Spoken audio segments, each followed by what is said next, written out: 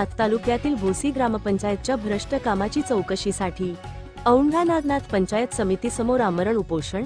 औंढा नागनाथ तालुक्यातील भोसी, पाझर तांडा, जांभळी तांडा या ग्रुप ग्रामपंचायतच्या ग्रामसेवक व सरपंच यांनी गावात केलेल्या कामाच्या चौकशीसाठी पाझर तांडा येथील ज्ञानेश्वर मोहनसिंग राठोड यांनी औंढा नागनाथ पंचायत समितीसमोर आमरण उपोषण सुरू केले आहे। जलस्वराज व जलजीवन योजनेंतर्गत गावात पाण्याची टाकी बनवली, पण अजूनही नळाचे नवीन कनेक्शन दिले नाही, विद्युत पंप नाही।